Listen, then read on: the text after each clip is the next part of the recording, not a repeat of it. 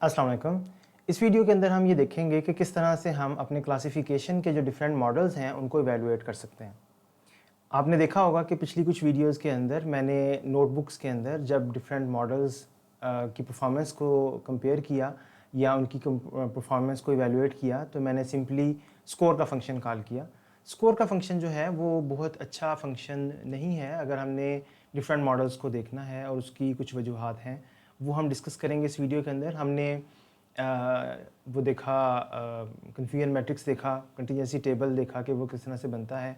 तो उससे हम स्टार्ट करते हैं और देन हम देखते हैं कि एक्यूरेसी क्या होती है, F1 स्कोर क्या होता है, और इसके अलावा माइक्रो मैक्रो एवरेज हम किस तरह से कंप्यूट करते हैं। तो सबसे पहले हम देखते हैं कि कन्फ्यूजन मैट्रिक्स या कंटीजेंसी टेबल जो है वो क्या होता है।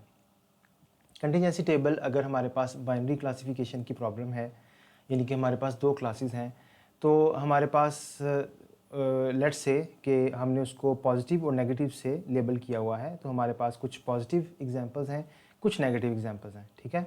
अब हमारा जो क्लासीफायर है या हमारा जो मॉडल है वो उसकी जो प्रेडिक्शंस होंगी वो कुछ एग्जांपल्स को पॉजिटिव कहेगा और कुछ को वो नेगेटिव कहेगा।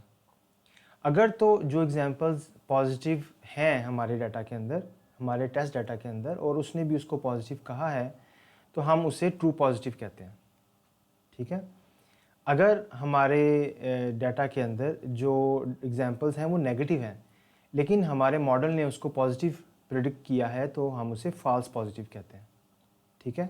इसी तरह से अगर हमारी जो एग्जांपल्स हैं वो पॉजिटिव हैं लेकिन उसने उसकी प्रेडिक्शन जो है वो नेगेटिव की है, तो वो फॉल्स नेगेटिव हैं। और अगर वो नेगेटिव एग्जांपल्स थी और मॉडल ने भी उनको नेगेटिव ही प्रेडिक्ट किया है, तो उसे हम ट्रू नेगेटिव कहते हैं, ठीक है। तो ये हमारा कन्फ्यूजन मैट्रिक्स या कंटीजेंसी टेबल होता है, ठीक है।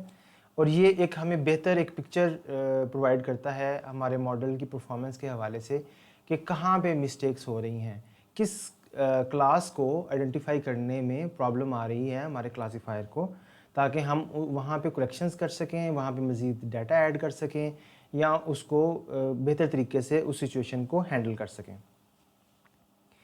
अच्छा, तो एक्यूरेसी हम कैसे कंप्यूट करते हैं? अगर हमने किसी भी मॉडल की एक्यूरेसी कंप्यूट करनी है बाइनरी क्लासिफिकेशन के केस में, तो हम उसके ट्रू पॉजिटिव और ट्रू नेगेटिव जो हैं उसको सम कर लेते हैं और उसको डिवाइड कर देते हैं। टोटल जो हमारे पास true positive, true negative, false positive और फॉल्स नेगेटिव जो टोटल आ रहे हैं उनसे हम डिवाइड कर देते हैं, तो हमारे पास एक्यूरेसी आ जाती है। ये एक्यूरेसी की जो मेजर है, ये जो कि हमने स्कोर का फंक्शन कॉल करके डिफरेंट जगह पे निकाली, तो वो इतनी अच्छी नहीं है। उसकी वजह ये है कि एक्यूरेसी जो है वो हमें एक बेहतर जो है ना वो आंसर नहीं देती इस बात का कि कौन सा मॉडल जो है उसकी परफॉर्मेंस बेहतर है। ख़ास तौर पे अगर आपके पास डाटा जो है वो इम्बैलेंस्ड हो। फॉर एग्ज़ाम्पल आपके पास पेशेंट्स का डाटा है, कैंसर पेशेंट्स का डाटा है, जिसमें से 90 जो पेशेंट्स हैं और उनको कैंसर नहीं है और 10 जो पेशेंट्स हैं उनको कैंसर है, ठीक है। या 95 ऐसे पेशेंट्स हैं जिनको कैंसर नहीं है और 5 ऐसे पेशेंट्स हैं जिनको कैंसर है, ठीक है।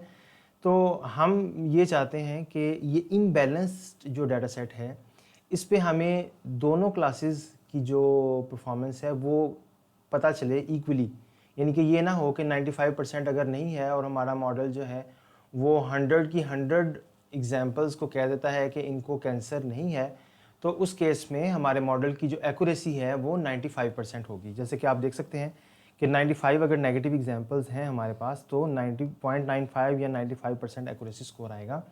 और ये इतनी बेहतर रिप्रेजेंटेशन नहीं है हमारी इवैल्यूएशन की, हमारे मॉडल की परफॉर्मेंस की। तो इसके लिए हम क्या करते हैं, हम प्रेसिजन और रीकॉल जो है वो कंप्यूट करते हैं।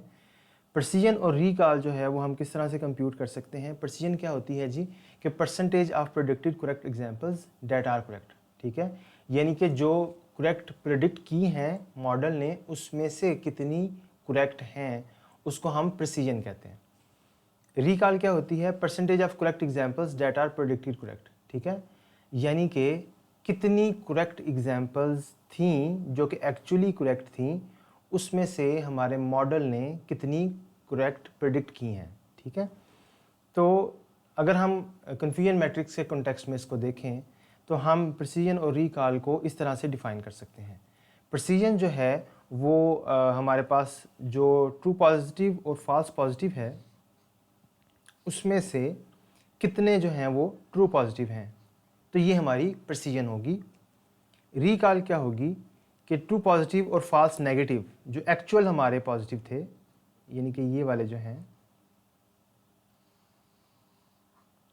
इनमें से कितने जो हैं वो ट्रू पॉजिटिव हैं। ठीक है, तो ये true positive divided by true positive plus false negative. तो ये दो मेजर्स हमारे पास जो हैं, अगर हम ये कंप्यूट कर लें तो ये हमें दोनों क्लासेस का एक बेहतर जो है वो बताएंगे कि अगर हमारे पास डाटा इम्बैलेंस्ड है तो उस केस में भी ये हमें बेहतर इंडिकेशन देंगी ये दोनों मेजर्स कि कौन सा जो मॉडल है वो बेहतर है हमारे डाटा सेट के लिए।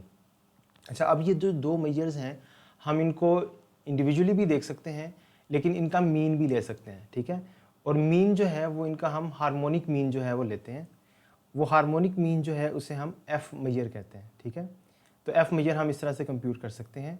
यहाँ पे अल्फ़ा की वैल्यू जो है वो हम यूज़ करते हैं अगर हम जो हमारी प्रिसीजन और रिकॉल है उनको हम डिफरेंट वेट देना चाह रहे हैं, तो उसके लिए हम अल्फ़ा की वैल्यू जो है वो सेट कर सकते हैं। नॉर्मली हम इसकी वैल्यू जो है वो 0.5 ही रखते हैं। हम प्रिसीजन और रिकॉल को इक्वल वेट जो है वो देते हैं, तो अल्फ़ा की वैल्यू 0 और 1 के दरमियान जो है वो हो सकती है।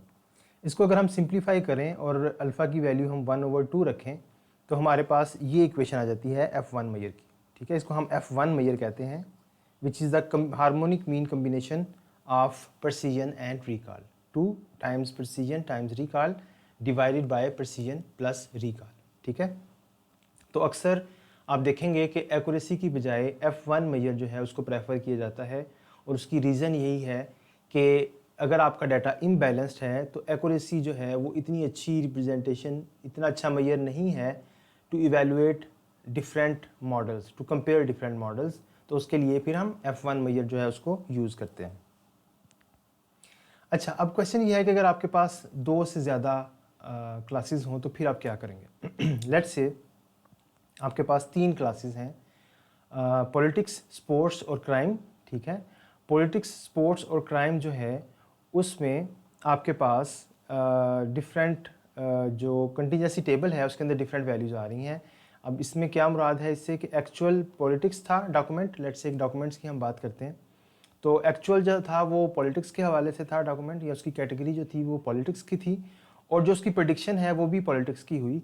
तो 2 ऐसे डॉक्यूमेंट हैं जो वाकई ही पॉलिटिक्स के थे और उसकी प्रेडिक्शन भी पॉलिटिक्स की हमारे मॉडल ने, जबकि 0 ऐसे हैं जो कि स्पोर्ट्स के उसने प्रेडिक्ट किए जो कि पॉलिटिक्स के थे, और 0 ही ऐसे हैं जो क्राइम के किए। तो यहाँ पे ये जो डायगोनल में आपको नज़र आ रहे हैं ये ट्रू पॉजिटिव हैं। ठीक है, और फिर इस केस में हम क्या करते हैं कि हर क्लास के लिए अलहदा से हम प्रिसीजन, रिकॉल, F1 स्कोर निकालते हैं और देन हम उसकी एवरेज जो है वो ले लेते हैं। तो एवरेज हम 2 तरह से ले सकते हैं, माइक्रो एवरेज और मैक्रो एवरेज। तो माइक्रो एवरेज में क्या होता है, मैक्रो एवरेज के अंदर हम परफॉर्मेंस हर क्लास की इंडिविजुअल कंप्यूट करते हैं और देन उसकी एवरेज लेते हैं, जबकि माइक्रो एवरेज के अंदर हम क्या करते हैं कि सारे क्लासेस के जो डिसीजंस हो रहे हैं उनका कंबाइन करके एक ही कंटिजेंसी टेबल बना लेते हैं, और देन उस एक कंबाइंड टेबल की जो मेजर्स हैं जिसमें प्रिसीजन, रिकॉल और F1 स्कोर है वो हम कंप्यूट करते हैं। तो एक एग्जांपल की मदद से इसको हम देखते हैं। लेट्स से हमारे पास ये वही कंटिजेंसी टेबल है या कन्फ्यूजन मैट्रिक्स है, और हम इसके अगर हम एक एक क्लास की अलग-अलग निकालना चाहें तो वो कुछ इस तरह से हमारे पास आ रही है। यहाँ पे आप देख सकते हैं कि पॉलिटिक्स की जो है वो एक्चुअल ट्रू कितने हैं, 2 एक्चुअल ट्रू हैं जी। ठीक है, और फॉल्स कितने उसने किए हैं वो इन दोनों का सम आ जाएगा, इन दोनों का सम जो है वो 0 है तो वो यहाँ पे 0 आ गया। और जो उसने ट्रू प्रेडिक्ट किए हैं और लेकिन वो एक्चुअली फॉल्स थे, यानी कि फॉल्स पॉजिटिव कितने हैं वो यहाँ पे आप इनका सम कर लेंगे जो कि 1 है, तो आपके पास 1 आ जाएगा। ठीक है, और फॉल्स कितने हैं वो 4 हैं। ठीक है, तो वो जो हैं आपके पास पॉलिटिक्स के केस में ये आपके पास 3 और 1 ये 2 नेगेटिव आ गए, तो ये 4 इस तरह से आ गए। ठीक है जी। तो इस तरह से आपने ये मैट्रिक्स जो है कन्फ्यूजन मैट्रिक्स इंडिविजुअल क्लास का फिल कर लिया। इसी तरह से दूसरे के लिए भी, दूसरे के केस में ट्रू पॉजिटिव क्या होगा, ये होगा ट्रू पॉजिटिव। ठीक है। इसका जो फॉल्स नेगेटिव है वो 2 कहाँ से आ रहा है, वो फॉल्स नेगेटिव यहाँ से आ रहा है। ये जो इसकी वैल्यूज़ हैं ये फॉल्स नेगेटिव इसकी वैल्यूज़ हैं। ठीक है। और जो फॉल्स पॉजिटिव वैल्यूज़ हैं वो ये वाली हैं, तो ये दोनों जो हैं वो 2 हैं। ठीक है। तो ये 2 इधर भी आ गया, 2 इधर भी आ गया। ठीक है। और इसमें फॉल्स जो नेगेटिव हैं, जो ट्रू नेगेटिव हैं वो कौन से हैं, वो ये वाले, ये वाला और ये वाला। ठीक है। ये ट्रू नेगेटिव हैं, यानी कि इसके अलावा जो बाकी क्लासेस में सही जा रहे हैं वो इसके ट्रू नेगेटिव हैं। तो इस तरह से हमने ये तीनों कन्फ्यूजन मैट्रिक्स बना लिए। इसके बाद हम क्या करते हैं कि हम इन तीनों की अलहदा जो है वो प्रेसिजन जो है वो निकाल लेते हैं। ठीक है। तो इसकी प्रेसिजन अलहदा निकालने के बाद हम उसकी मैक्रो एवरेज ले लेते हैं। ठीक है। तो इसकी जो मैक्रो एवरेज है वो हमारे पास 0.58 आ रही है। इसी तरह से अगर हम माइक्रो एवरेज की बात करें तो माइक्रो एवरेज हमारे पास किस तरह से आती है। माइक्रो एवरेज हम क्या करते हैं कि ये जितने भी डिसीजंस हो रहे हैं इनको हम कलेक्ट कर लेते हैं कि यहाँ पे लेट्स से 2 है, 3 है, 1 है, तो ये ट्रू पॉजिटिव जो हैं वो 6 आ रहे हैं। ठीक है। तो इन सब को हम सम करके यहाँ पे लिख देते हैं और देन उसकी बेस पे हम जो है वो माइक्रो एवरेज जो है वो कंप्यूट कर लेते हैं कि अब जो ट्रू पॉजिटिव है वो 6 है और true positive plus false positive जो है वो 10 है। ठीक है। तो उसकी बेस पे जो है वो उसकी जो माइक्रो एवरेज है वो 0.6 आ रही है। ठीक है। अच्छा, अब इसमें अब क्वेश्चन ये रेज होता है कि क्या हमें मैक्रो एवरेज लेनी चाहिए या माइक्रो एवरेज लेनी चाहिए। तो दोनों आप ले सकते हैं।